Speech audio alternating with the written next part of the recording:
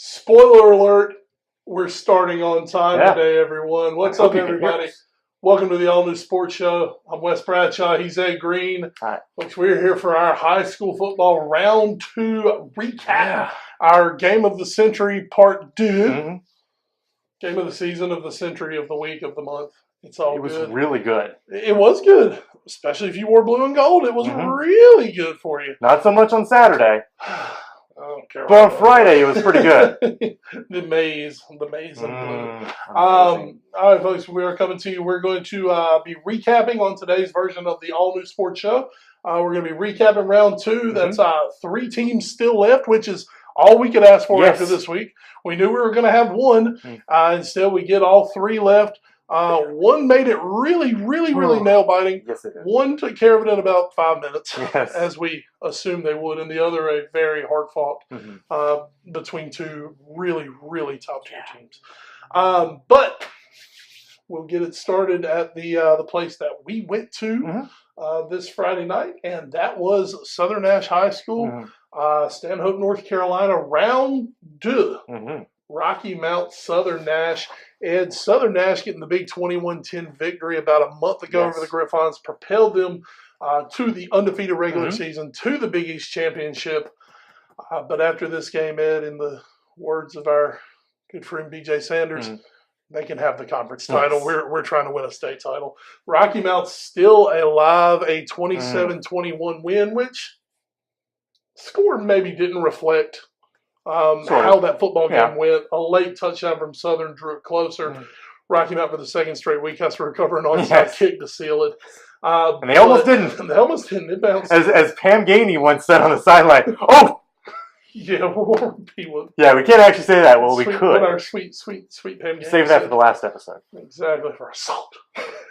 Assault the senses. But 27-21 is the final. As we mentioned also in the broadcast, Rocky Mount now 7 straight playoffs wins over the past 2 seasons. Of course, 5 last year, 2 now this year. For Southern Nash, the road ends here at home after 12 straight wins in their season. A season that has been tough on their coach Brian Foster, where everybody kind of rallied around it, and we started thinking, maybe this is the team that's going to get Southern Nash over the hump. Maybe this is the one that can reach that Eastern Finals. And we thought, with Southern Nash, it's always the turnovers and the penalties. Penalties were there in this game. There was only 1 turnover. It did come late. We don't know how costly it would have been. It was a fumble in the final scramble time. Yeah. It was in scramble time. So a lot of things that usually do in Southern Nash really weren't that present. There were some big penalties, but not a terrible amount, especially into the second half. Really what happened was about what we thought. It was 2 good defenses going at it. Southern Nash had a big run early on in the game for their first score of the game, and Nadir Thompson got them into yes? Oh, no, go ahead. I just have a comment on that has made my head kind of hurt all week. That's fine. All weekend. So Nadir Thompson with the big run sets them into easy territory to get the touchdown. A few plays later, they score. Rocky Mount doesn't do much on their first position where it's starting to think in the press box, oh no, this might be one where Southern Nash kind of asserts their control of the game, a little bit like in match 1 between these 2 teams. But then Rocky Mount gets a score, a play that's not going to get talked about, I think, a lot. D'Angelo Collins spinning out of a tackle, a sure tackle, to set them up with about a 30-yard run around the 3-yard line, I think it was. They punch it in a play later. Rocky Mount ties the game. Actually, they take the lead 7-6 because of a missed Southern extra point. I told you, I said, game on. And from that point on, Rocky Mount's defense stepped up. They played great as we thought they would. Their only meaningful touchdown drive, I think, was in the 3rd quarter for Southern Nash, and it took about 8.5 minutes. And you're thinking, Southern, if Rocky Mount scores again, Southern's not going to have enough time to come back if this is all they can do. And you told me at one point, Rocky Mount will be happy to give them the 3-yard run the entire way down the field, and that's it. Because after that first Nadir Thompson run to start the game, basically, there wasn't really another big Southern Nash play all night. Zalman Knight had some nice runs. Kendrick Bell was very solid as he usually is, and those 2 were a good 1-2 punch. The comment that has literally made my head hurt all weekend that I'm thinking, first play of the game, you give the ball to Nadir Thompson, he goes 45 yards. and then doesn't touch the ball again until the last drive of the game when you're down 2 scores. And you even mentioned during the game when we were in the press box, after that play, you didn't understand why he hasn't gotten the ball more in those sorts of situations. We saw it, as you guys apparently loved, our Krispy Kreme Hot Play of the Week when Southern Nash played Fike. On the very first play of that game, Matt Hampton hit Nadir Thompson on a double reverse flea flicker that ended up being a touchdown.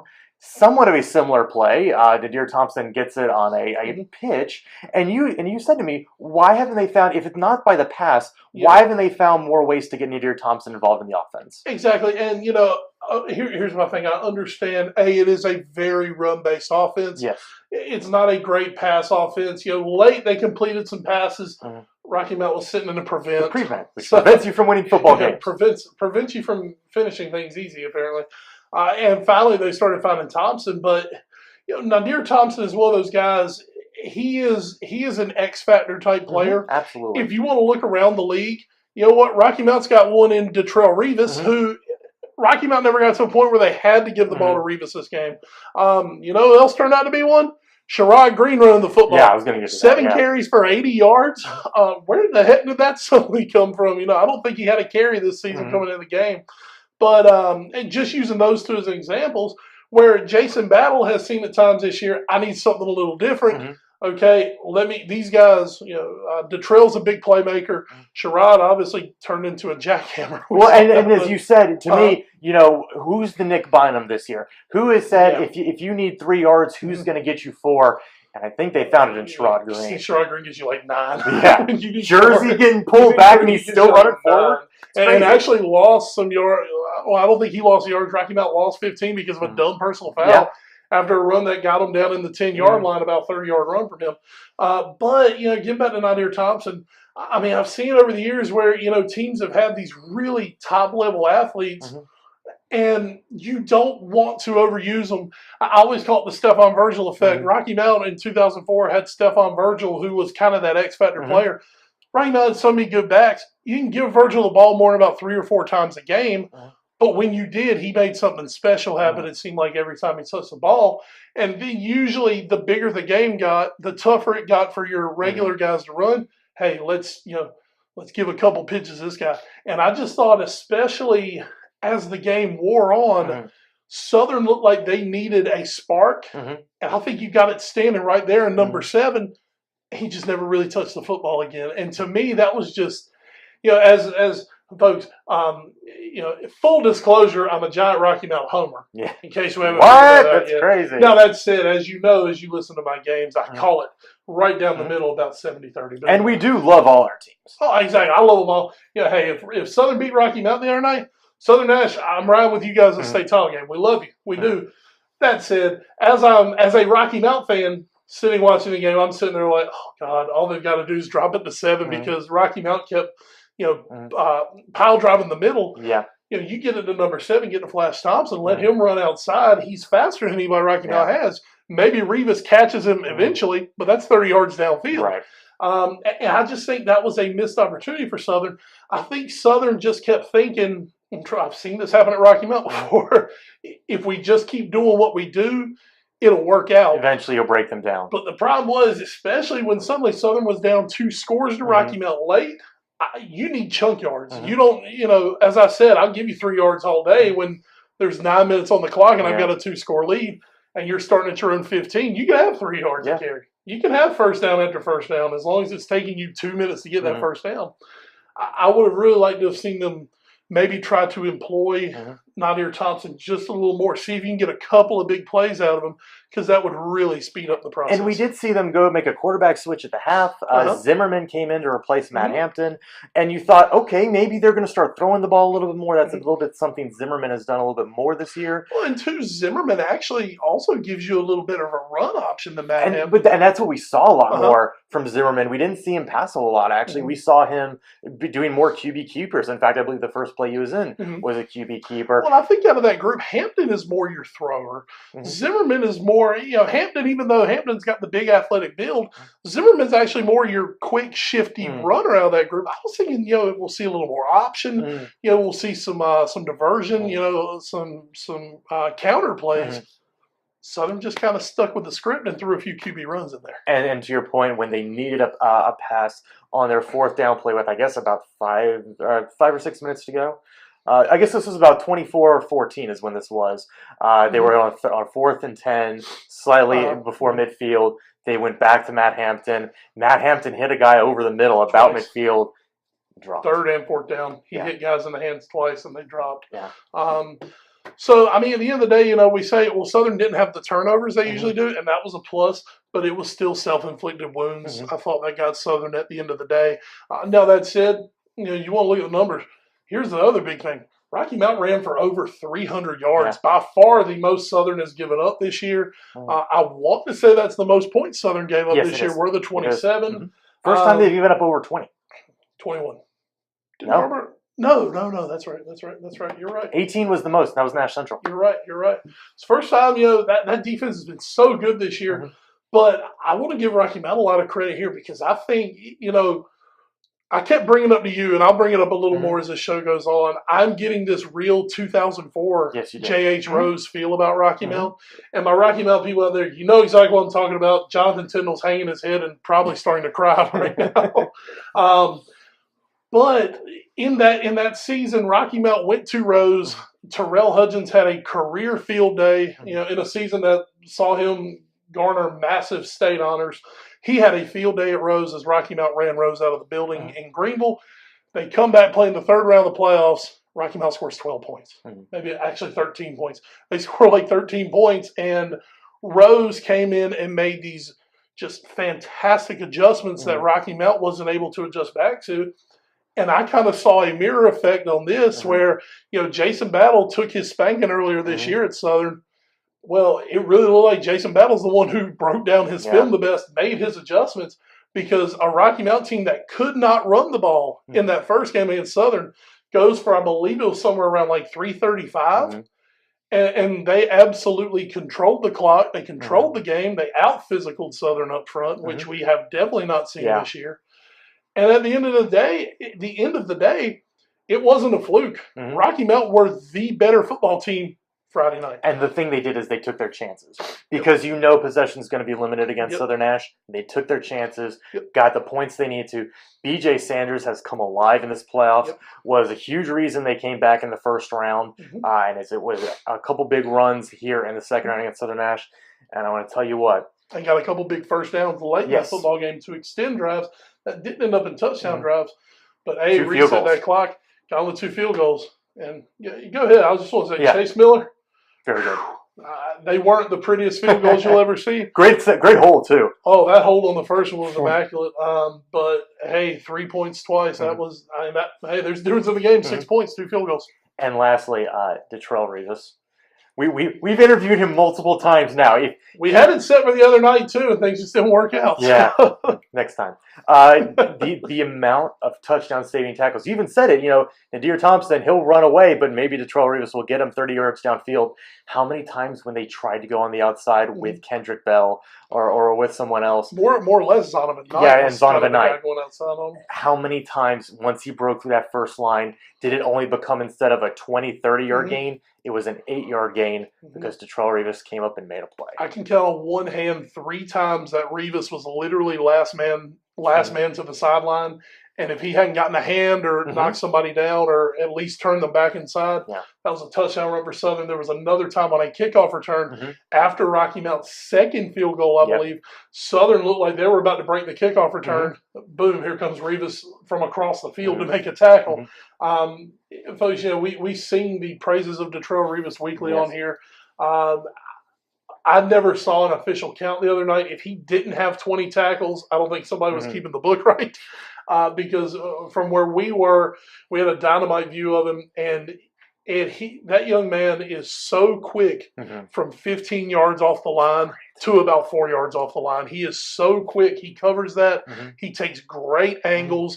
And he delivers. It doesn't have to be the big hit every time. Now, he'll deliver a big hit. It's a stopping hit. But he delivers enough of a hit that you're either stopped in your tracks or it slows you down enough that here comes Sherrod Green, here comes one of the other linebackers to come over and help clean up the play.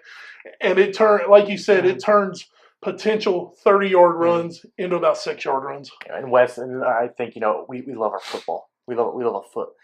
How much do we talk about a great defense allows defensive midfielders to go up and do their job? Detrell Rivas, because he's back there and he can be so quick and get to those outsides, that just allows Sherrod Green and those other linebackers to do so much more and pursue so much harder, because they know if something does get by me, if something happens, I've got a 31's back there and he's got me. I've got a heck of a stopgap back there. Yeah. And basically, just to compare it to our football, I'm a Liverpool guy. You are? Right now, he's the Jordan Henderson of this group. Jordan Henderson sits back. That allows everyone else to go forward, because Jordan Henderson's going to get side to side. He's going to cut people off, and that's what Rivas has done. Rivas has been so fantastic. I bet he didn't think he was going to get compared to an Englishman with perfect hair today.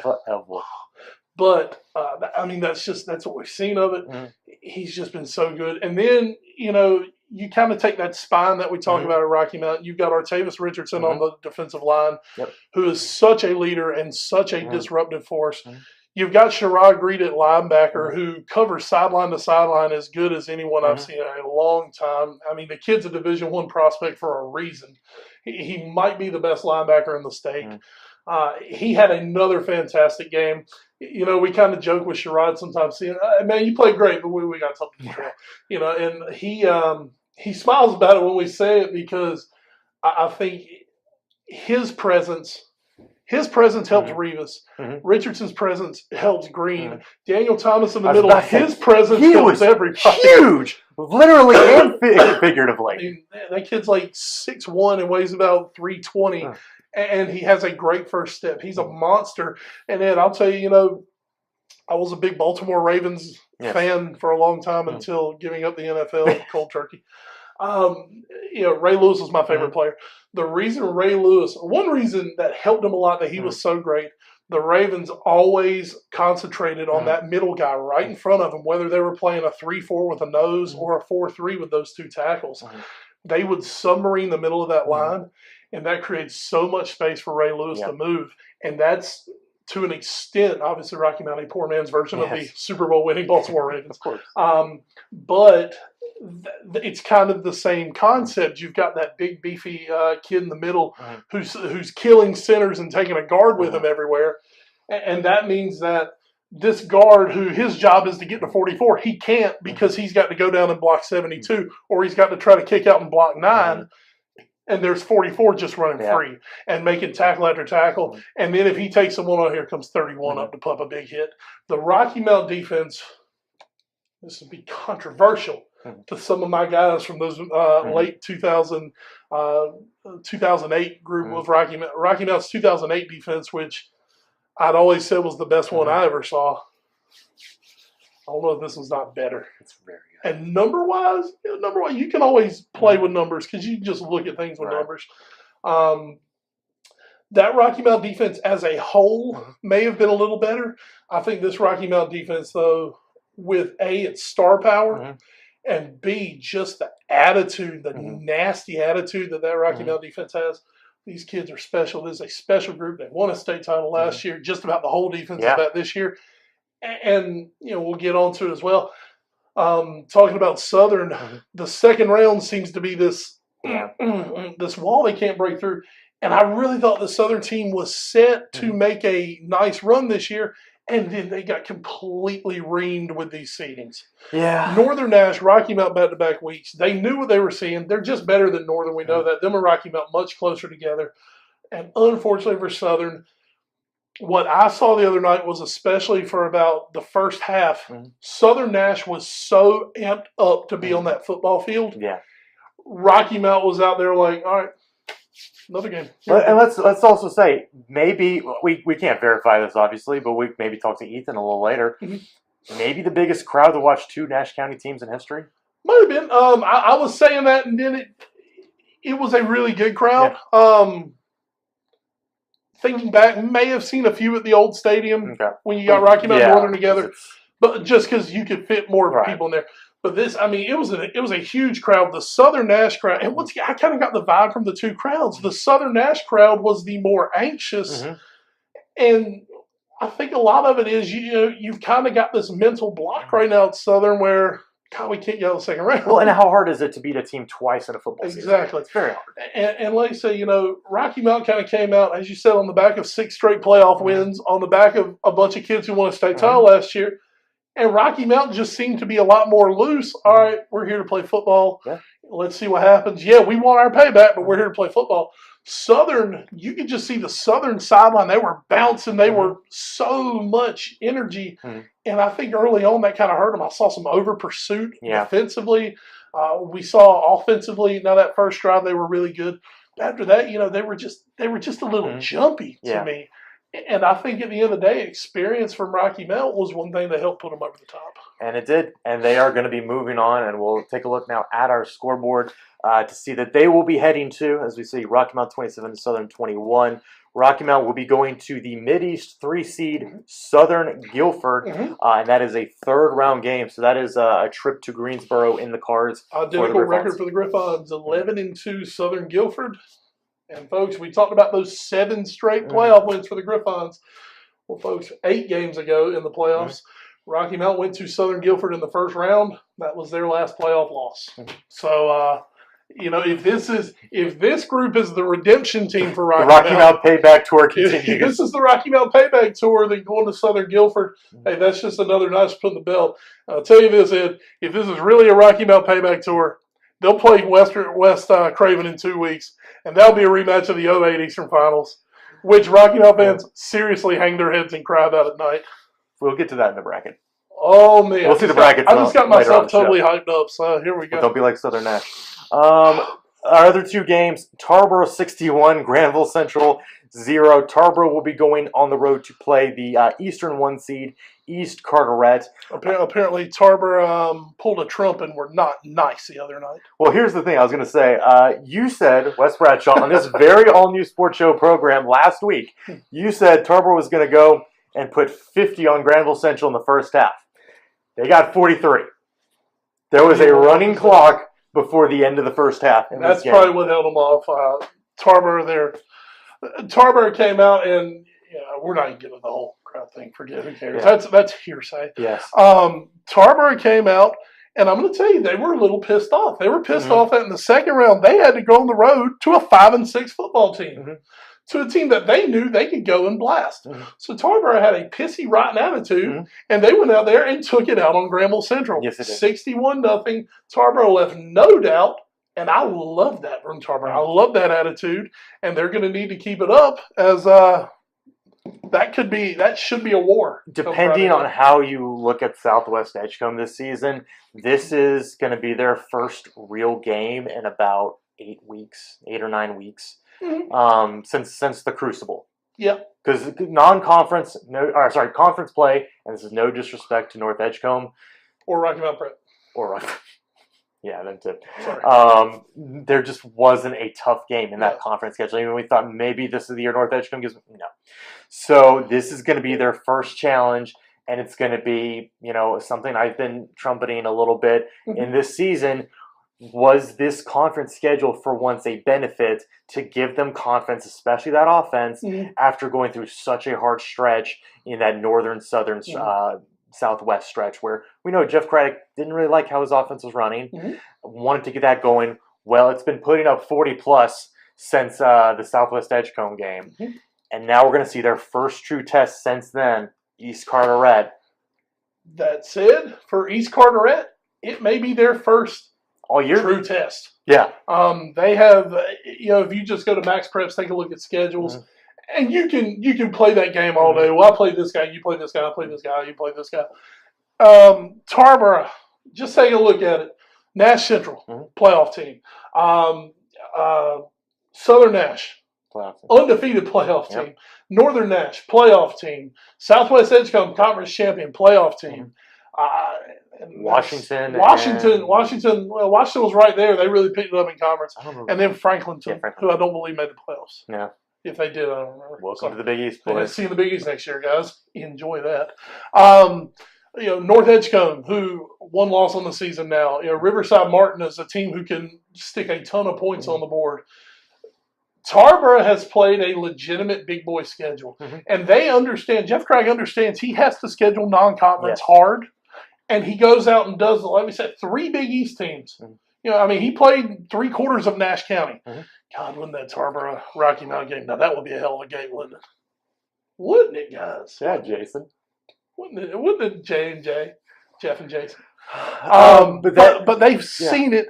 East Carteret has no one near the level of a Southern Nash Central, and Northern Nash on their schedule. And we'll have to see how that plays into it. Doesn't mean Tarboro is going to go and beat East Carteret. No. East Carteret is a very good team, but Tarboro shouldn't feel bad about themselves going in as a lower seed and going in to play East Carteret. And I think the one thing that does kind of suck for Jeff Craddock is that he knows he has to schedule hard in the non-conference, and there's almost zero reward for that, unless you just run the table. Unless you run the table or only suffer one loss. If you take 2 losses in that brutal non-conference schedule, this is what happens. You end up having to go on the road. And you say there's a reward. The reward is internal. Yeah, the reward is for your team because they understand. You know, we ran this crucible. They didn't run this crucible. They didn't go to 2 of the best 3A defenses in the state in the same week. You know, they didn't do that, and then turn around and play a team that turned around and won their conference. They didn't do that. We did that. You know, another thing, going on the road sometimes can create that us against the world mentality. Yeah, that's true. And there are teams that feed off that. And, you know, for somebody like a Tarboro who, as we talked about, you know, went through what we'll call a weaker conference schedule, you know what? Now this perks them up. This brings them back to the tip up here because suddenly they understand, hey, everyone's against us. And you know, I'm sure Jeff Craddock can play that card as hard as he wants. Also, you talk about the us against the world mentality. For the first time in a while, this is a senior class. This is the first senior class that has not been on a state title team. Absolutely. You know, those kids have a point to prove. And you know what? You've got one mental hurdle in James Keenan out of the way. You know you've got to keep winning to get your crack back at Wallace Rose Hill. Probably next week. That would be 4th round if you get there. You know, you got to go through Carteret first. So I think this is almost. Yes, Jeff Craddock would love to have this game right at Tarboro instead of taking that 2-hour plus probably bus ride because it's a bus ride. Instead of taking that, yes, he'd love to have it at Tarboro. He'd love to have the home crowd. But this almost gives this Tarboro team that razor's edge that they need. You know, playing between complacency and over the edge, you get right on the edge of that razor and go. Tarboro going down East Carteret. That's East Carteret team who has blown out the last 2. They're confident. They're ready. They're saying, Tarboro who? We want Tarboro. Tell Tarboro to bring it. We're going to show them how to play football. And, you know, that's going to do nothing but just have that Viking team. I think they're going to be foaming at the mouth. They're going to be ready to rock and roll Friday night. And God, if it wasn't so far, I think I'd go. Lastly, love you. North Edgecombe 16, Northside Pinetown 14, a missed field goal, and then what I think can only be described in, we love you guys, but a 2011 Nash Central debacle at the end of the game for Pinetown keeps North Edgecombe alive. North Edgecombe will be going on the road next week to play Plymouth, which we imagine, we don't want to, because we almost kind of maybe put all our eggs in that basket last week. We think this is probably for an appearance in the state title game. I would think so. Plymouth, 8-3 on the season for Plymouth going into the playoffs. Shouldn't look at it. Plymouth lost their first 3 and then ran it after that. So, you know, this is a Plymouth team that you want to talk about battle hardened and a lot of experience deep in the playoffs. That's Plymouth. They've won some state titles recently. They are somewhat the gold standard of small 1A football in the eastern half of the state. North Edgecombe, I don't know. I don't know what happened. We were hoping to have Patrick Mason today, but he's going to be unable to join us. He was there. But 16-14, the best that you can take away from this as a North Edgecombe fan was hopefully this was a wake-up call that you're not going to walk through anyone. They might, I'm not saying I know, they might have been caught looking ahead to Plymouth because, you know, everybody's been talking about it. Yeah, sorry. Like us. But, you know, hopefully this will be the wake-up call. Keith Perisher, hopefully those guys go in and have a great week of practice, and they go down and they play their best football game against Plymouth. That's what you want to ask for from North Edgecombe. Be ready to play your best football at this time of the year. That said, that shows some guts being able to hold that 16-14 lead. Give your defense a lot of credit at North Edgecombe. Northside Pinetown, we may have overlooked them a little bit, but I mean they were a good football team this year. And they came and they gave North Edgecombe all they wanted. But at the end of the day, 3 of our area teams, which with a max we could have 3 move on, and we can't ask for much more than that. And that's absolutely correct. So 3 big road games. Unless something kind of weird happens, every one of these will be going on the road the rest of the playoffs, especially Rocky Mount is guaranteed to go on the road. I think Tarboro is also guaranteed. I think North Edgecombe can actually have a home game in the 4th round. They're not Plymouth off. Well, we'll get to the bracket. We'll look at the bracket. I believe they can, though. Also, Tarboro, I believe, is on the road. No, North Edgecombe did not lose against Northside. We had a comment on that. And apparently Josh Wolfish wants me to correct you. Apparently he was the one that made that prediction. Which one? Of the 50-plus Tarboro was going to put in the first half. Oh. So, I just figured. Sorry, Josh. He made the prediction. Want to make sure you're watching, Josh. I think I seconded you on that, Josh. That's it. So, that's going to do it for that. I believe now we're going to try to get Ethan on the phone. So, we're going to, as we get Ethan on the phone, of course, we're going to segue you into your most explosive, interesting, enthralling 60 seconds of your week. Wes Bradshaw, it's time for 60 seconds. Oh, soccer! Yes, it is. All right. All right.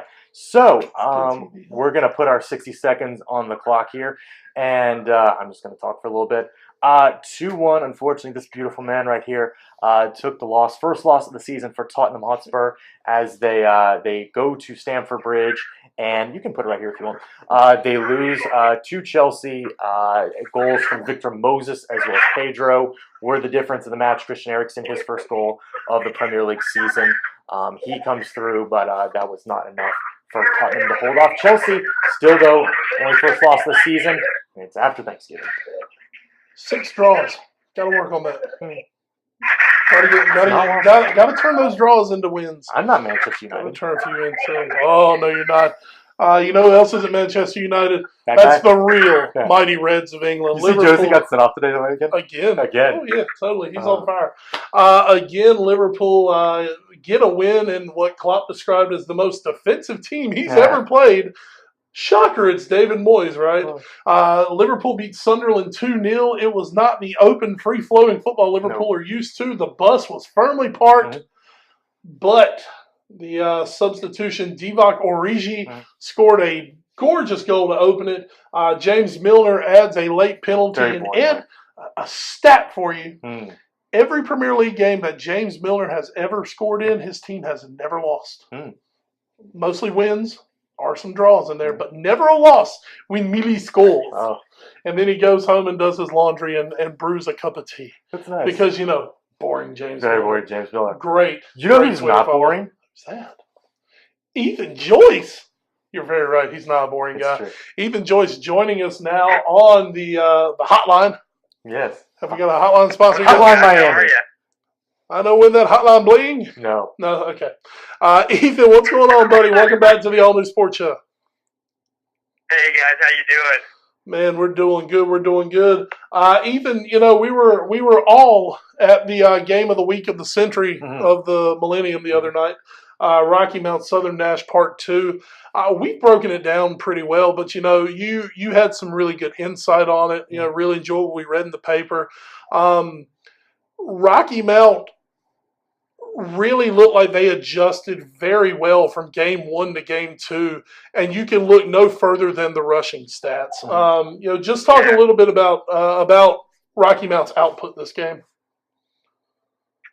Well, I think what was so impressive is that you just saw such a change in the way the Rocky Mount defense played Southern Nash, and there wasn't many open spaces at all. I don't really know what would have caused that for Southern Nash, other than the fact that Rocky Mount was just really getting in their spots and finding a way to really just disrupt everything that was going on in the backfield. Southern, they attempted their normal amount of passes. I want to say we saw probably like, I don't know, 8 throws or something in the game. Most likely. Maybe a little more there at the end, but yeah, like Rocky Mount just kept getting back there. It was impressive how the defense looked, and you really saw the offense just really show off its power. I feel like, especially in conference play, you really hadn't got to see Rocky Mount do that. And it's like they really just hit a stride there out of their own backfield, and I mean they're looking really good. And if anybody knows how to win in the playoffs right now, it's going to be the defending state champs, right? Absolutely. Talking about the Rocky Mount running game, B.J. Sanders, who had I wouldn't even so much say an up and down regular season. I mean, we just commented he didn't look like himself at all in the regular season. Looked like he had lost some burst. Here in these 2 playoff games now, I believe 4 touchdowns over 2 games, but not just touchdowns. This young man's taking this team on his back. When they're asking him for big yards, he's getting them. Had some big runs in this football game. Just talk about maybe the reemergence of B.J. Sanders at this point. Well, to me, I think that when I talk to B.J. as he was coming into this season, he really had these big expectations for himself. And, I mean, as a senior, you're playing for your last run, but you're also playing for your future, especially in BJ's circumstance, just because he hasn't committed to a college or anything yet. But I don't know if it was just maybe that internal pressure. He's just overthinking some of the things that some of the running lanes that he could see, or maybe he was just waiting too long in the backfield. But it just looks so natural that on Friday, and I feel like he's really just getting into a good groove, like you were saying. I don't know. It just seems like he's trusting himself, and he's trusting that offense, and it's paying off right now. Well, Ethan, now let's take a real quick look early on here as Rocky Mount will be heading to Greensboro this coming week. Let's have an early preview of how you think this game will go against Southern Guilford. Well, I've heard Southern Guilford, very tough place to play, and they've been playing some really good football here lately. But man, it feels like everything's working in Rocky Mount's advantage right now, just in the way the team's playing. Everybody's mindset seems good. Every guy I talked to after that game, it's just a completely different level of focus that I saw all through this season, and that Patrick probably saw when he was covering them the few games he did. And so, I don't know. I just feel like it's setting up for Rocky Mount to kind of step through and maybe get to another state title game. We'll see, but it does look like they're finding their stride. Well, Ethan, talking about another game that was a little crazy is that North Edgecombe game. We know Patrick was at that game. Have you guys talked to any about it? We recapped a little bit of what we gleaned from Patrick's Twitter feed as we were live following it on Friday night. Can you tell us anything more about North Edgecombe's unlikely survival from Friday night? I think now that they're reaching the point in the season where they're really playing good football teams, and I think that's one of the things that's been the issue for North Edgecombe in this whole season. I mean, they have had an impressive season, but they didn't get tested really at all, except for Tarboro, and that wasn't really a test when you flunk it that badly, And so I think they're really just told my teachers they're seeing some very serious opponents now, and they have another tall task coming up this week, and another game like that against Plymouth is not gonna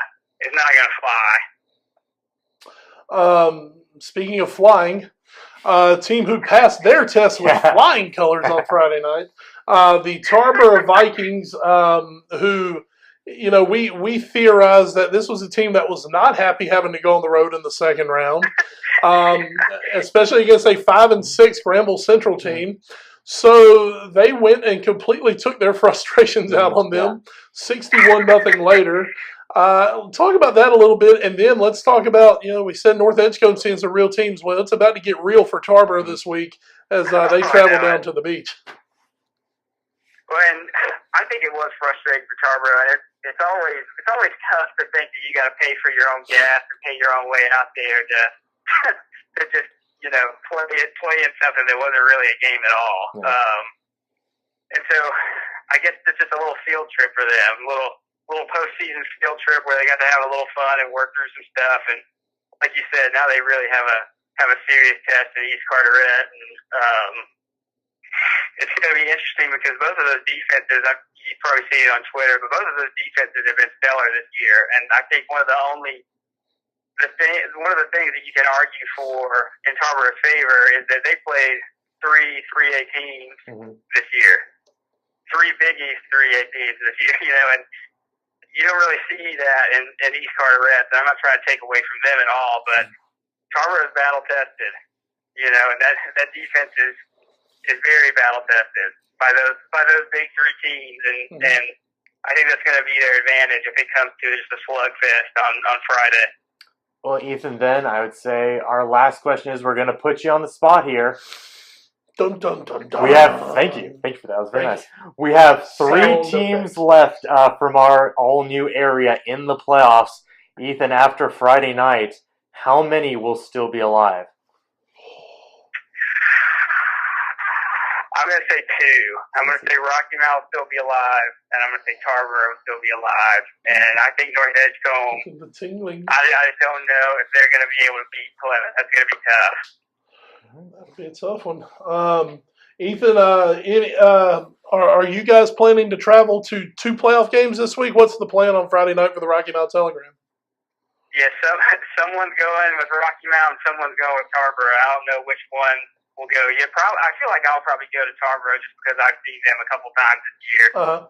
And Patrick really hasn't gotten to see them as much, and he's a little more familiar with Rocky Mount. So I feel like that's probably the way we're going to go. So I'll get to travel the coastline.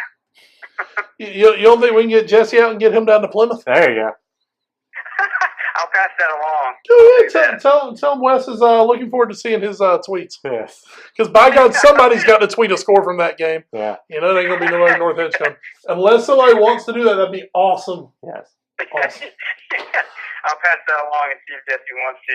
Fantastic. Tell them the adoring fans of the All New Sports Show. We can tell them if Ethan Joyce is going to be with Tarboro, we can ship Van Hollen to Plymouth. Van can go to Plymouth. There you go. Solved. Oh, yeah. You figured it out. Sorry, Van. Congratulations. You figured it out. Man. Thank you. All right, Ethan, man, thank you so much for hopping on with us. We know it was a little short notice today, but as usual, you've come out of the bullpen, pulled a Mariano Rivera, and sat down the White Sox in the bottom of the ninth. You just made one name. I appreciate it, guys. Take care. All right, be good, Ethan. Unlike Rivera, he still has a job. And now you've made one name producer Jackie. Yes, enjoying his time off, thank you. We can't hear people from the control room. All right. So that was a great jump in from Ethan Joyce. So it's like I said, we were hoping that Patrick Mason schedules didn't quite work out. So we got Ethan about 15 minutes before we came on. So he did us a solid. Great report today from Ethan. Big thanks once again to the Telegram. Yep. And I'm looking forward to some good coverage from them this week too. Yes. You know what else it's time for good coverage of?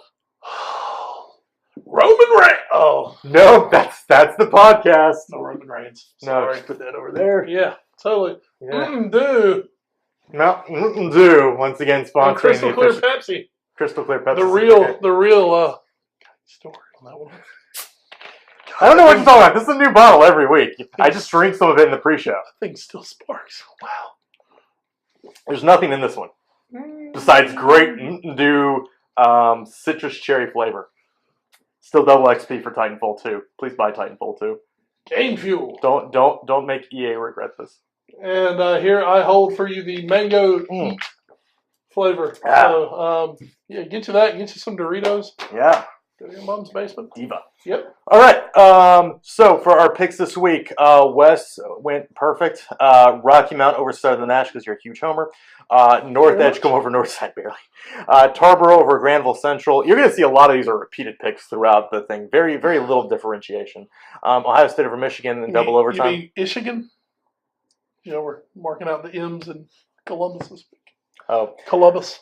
Oh. Yeah. Hi, Nick. I can't stand it. Hi, Nick.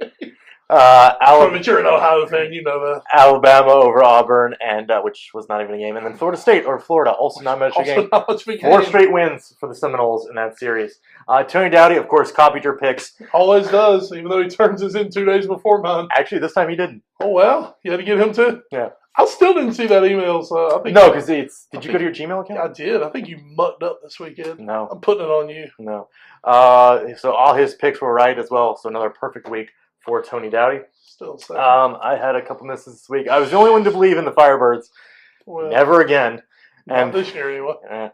And then I was very close to getting this Michigan pick right. Michigan. Yeah, sorry. And then there's always Clint Williams. Yep. Who also picked Michigan, got Rocky Mountains, but picked Florida over Florida State, the only one who did. And he was rewarded with the grayness. He's rewarded by being nearly mathematically eliminated. It's getting close. So these are the standings right now. Wes is in first, 53-19. Tony, just one pick. Can't keep copying each other. Or maybe you will. Maybe that's a good plan to win the thing. You just keep copying Tony, and he'll never be able to catch you.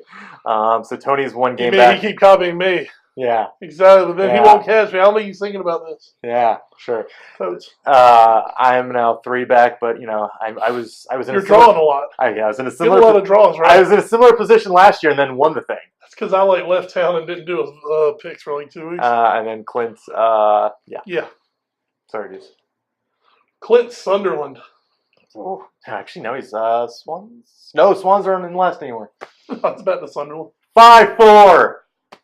Who says soccer's boring? America. All right, so we're going to wrap up here. We're going to take one more look at the brackets. Outstanding. We do have those. Get my breakdowns going. So as we see now, we are in the Eastern Regional. This is the 3A. Rocky Mount coming out of the top here. They will take on Southern Guilford, the Mid-East 3 seed. Rocky Mount is the Eastern 4 seed, so Rocky Mount will head on the road. The winner of this game will take on either 12-1 Havelock, who is the Eastern 3 seed, or undefeated West Craven, who is the Eastern number 1. Rocky Mount would go on the road either way. Mm-hmm. I don't know if it became somehow Southern Guilford Havelock who would have the home field. Don't care. Doesn't matter. Because it's not going to happen. Real quick, that one in Havelock's 12-1 came to West Craven. That's a conference rematch down here. See, this is when conference rematches should happen, NCHSA. Not here. We tried our part, but a little storyline, a few things to throw in on this. Similar opponents somewhat this year. If you want to, go by the rules. Yes, because Rocky Mount did play South Johnston. No, Rocky Mountain did not. Southern Nash played South Johnston and beat them 49-0. That was early in the year. You can't take what happened in week 2 and throw it later in the season.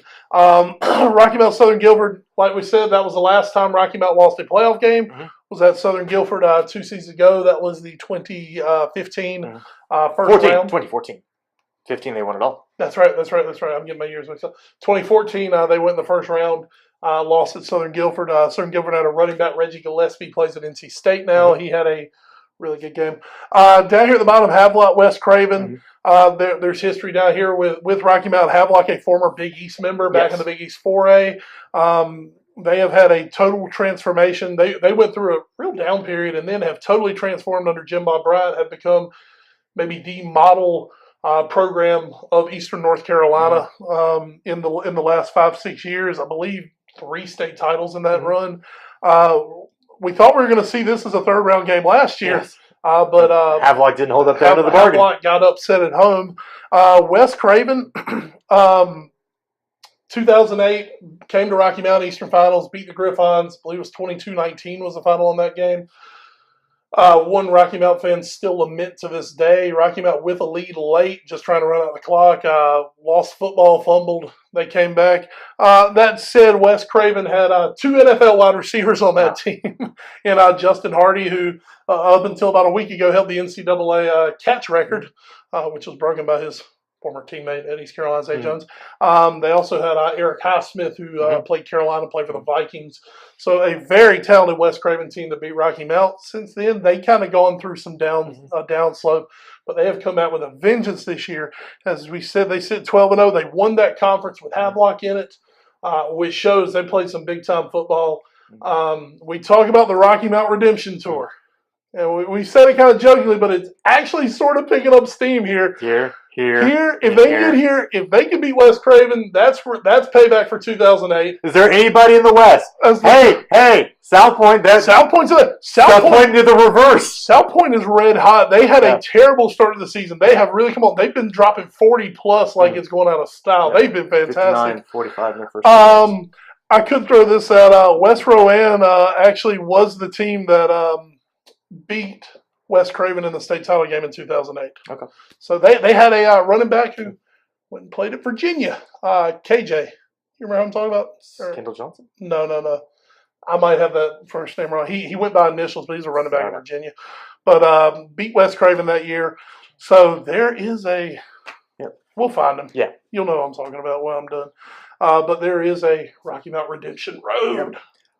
Speaking of Redemption Road, for Tarboro, it won't start until really round 4. Well, Tarboro already had a little Redemption Road in round 1, so there's only so much redemption Tarboro can get. So Tarboro moves on. They are, as we said, going to take on the East number 1, East Carteret. Wallace Rose Hill, which is the Eastern 2 seed. They are right here. They will be playing Lakewood, which is the Mid-East number 1. So either way, if Tarboro gets past East Carteret, whoever comes out of this game, Tarboro will have to go on the road to play them.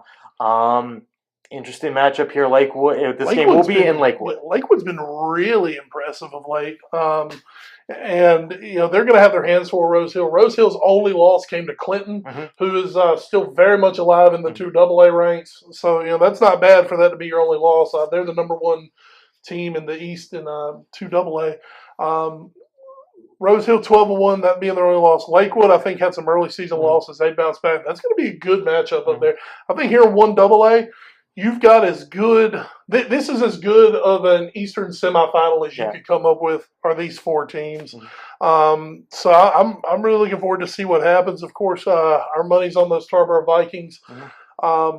James Keene and Wallace Rose Hill, the only 2 1A teams that have beaten Tarboro since Tarboro's been in 1A. This is year 4. Both those teams are heading out next year. So for the Vikings, this is last cracks at them at the 1A level. So it's definitely going to be interesting to see. Yeah, so Tarboro is there. And then lastly, North Edgecombe is here. They will be taking on Plymouth, who is the Eastern number 1. On the top side, this is why we say, most likely the winner of this game is going to go on to the final. South side, the Eastern number 2. And Northampton is the Mid-East number 5 after they knocked off Southeast Halifax, who was the number 1 Somehow seed. was the Mid-Eastern number 1, who I want to almost say that North Edgecombe beat by like 70 this year. So Northampton and Southampton are on the top side. Yes, excuse me, Northampton South side on the top half. You want to assume whoever wins this North Edgecombe Plymouth game is going to come here to the finals. Of course, our 1A team of the year. Yeah. Folks, they gave all. Didn't have a lot, but they gave it all. Did. The Kippers get to the second round of the playoffs this year, hosted a playoff game, got a win over Mattamuskeet, which I didn't know there were enough people there to have a football team, but whatever. That's what happened. Congratulations to Kip Pride, the unofficial 13th team of the All New Sports Show. Just real quick to look on who could be playing North Edgecombe if they did make it to that state final. Still alive in the West: Cherokee, Mitchell, Mountain Island, and Murphy. And just to throw out a little something about Cherokee, if you were following our Twitter, I would love to point out how much I love seeding in 1A. Because North Duplin, folks, come on. By the way, this is a very impressive win when you get to what you're about to say. Yeah, very much, folks. North Duplin. North Duplin. They went to North Duplin. No, because North Duplin was the Midwest number 1. Oh, okay. God almighty. So it's the reverse of what you put in the picture, but yeah, I can't figure out at all how North Duplin's in the West, folks. You know where Duplin County is. It's like farther east than Nash County is. And they were a Midwest seed. Cherokee, we know where Cherokee is. I mean, that's where I vacation at my palatial estate. I'm in the tribe. I'm not really, but I do like their casino. Almost a 6-hour drive. Nearly a 6-hour drive, and that's a drive in a car without a governor on a bus that carries you 55 the whole way, folks. This is so impressive that Cherokee got that win. Yeah. Because they were I bet they were on a bus for 7 to 8 hours. Probably. And they came down to North Duplin, that's a good football team. North Duplin's solid. That's quality. They went to North Duplin, got a 22-20 win. So this week they get to go to Mitchell, which is not nearly as bad a drive. They get to turn and go the other way. They get to go west this time. They might be back in Cherokee by now. We'll never know. But I'm going to say the West is looking really strong. Mitchell, quality football. Murphy has a great football tradition. God, Mitchell, Murphy.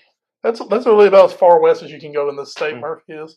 So Mountain Island, no, I've never heard of Mountain Island, but they're beating the crap out of everybody, so they must be pretty good. The 1A West looking very strong. But hey, all you got to do is get there and see what happens. Yep. So hopefully North Edgecombe can get there. I'm going to check real quick on the NCHSAA site just to see if maybe somehow they've actually, I know, it's so gross. We don't like it at all. Hopefully soon they'll start posting. No, they haven't. Yep. Anytime now, guys. Since we're literally 2 weeks away, and some of us might need to make some travel plans. Yeah. Anytime you want to throw it out there. Folks, and I've been asked that probably half a dozen times this week. So where are the state title games at? We know where they're at. Yeah. We just don't know who's where. I would go ahead and venture that the 3A state title game will not be in Chapel Hill this year, just because it was last year. Most likely. Probably in Raleigh, maybe? Hopefully in Raleigh. Yeah. We'll see. So I guess that would take Rocky Mount being our 3A team. That would take them out of having to play the Friday night game as well. Right. So they would get a Saturday game if they can get there. But other than that, still no announcement of who's where. But one day, anyway, when the NCHSAA deigns us worthy of that knowledge. Maybe that Wednesday they'll hit us up with it so we'll know what's going on. Yeah. But that about wraps up our playoff coverage this week. As we said, next week, all three teams hitting the road. From our area, Rocky Mount heading to Greensboro to take on Southern Guilford. Tarboro heading to the beach to take on East Carteret. One thing, real quick, I'm sorry, we didn't mention it because we just kind of went past it. North Edgecombe, if Northampton beats Southside, North Edgecombe will definitely host this game. I don't know how they would determine it because Southside and North Edgecombe are both 2 seeds. Yeah, I want to say they're just going to go by overall record, which would mean North Edgecombe would get a home game either way. We don't know, but one way or another, North Edgecombe will either definitely get a home game against Northampton or possibly one against Southside. But we got to get through Plymouth first. I'm sorry. No, that's fine. As he said, they're going to Plymouth this week. So that's all that matters right now. That's actually, if you're local, that's your closest game to go to is just get on 64 and head down to Plymouth. It's about, from Rocky Mount, it's about an hour. From Edgecombe County, about 45-minute drive. So not a terrible drive. If you don't want to either go to Beaufort or Greensboro. Yes. We have flipped our coin. Yeah. The coin came up and said, "You dummies are following Rocky Mount." Wonder who flipped that coin. Sorry. We're going to be in Greensboro this Friday night. Hopefully bringing you a little better coverage than we were able to on Friday night. Folks, please excuse me. I did finally in a part three in a dark vehicle going down a rainy highway, was finally able to get a good enough signal to be able to broadcast that. So, sorry about that. And also, folks, we had some technical difficulties with our equipment this week. So don't have any interviews. Sorry. Also, we had time. Yeah, time constraints and faulty equipment. Yeah. So, but we hope to, as always, folks, we hope to do better this week because we're always looking to improve here on the All New Sports Show up to the bitter end. That's why we have this. How many? Yeah, not too far. Hopefully a couple more weeks. We definitely need more football. And don't forget the Christmas spectacular will be coming to you. That'll be our introduction to the All New Big 22 for the year. By the way, 22, it just rhymes really nicely. It rhymes. Doesn't mean we don't hold anything to 22 guys. No. We will have an offensive defensive player of the year. We'll announce our All New Sports Show coach of the year. Really good candidates this year. Yeah. Spoiler alert, we also think we already know who the defensive player of the year is. Yeah. Offensive? Nobody really played offense this year.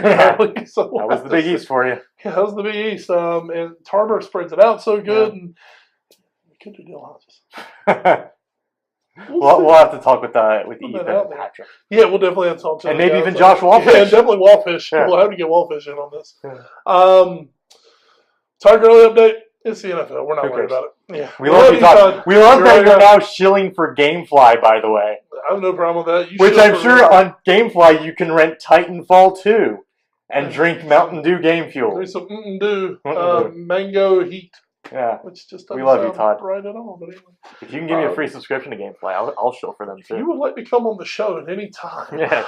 we have no problem quadrillionaires our views. We'll put a Skype picture up here. Absolutely. We can do that.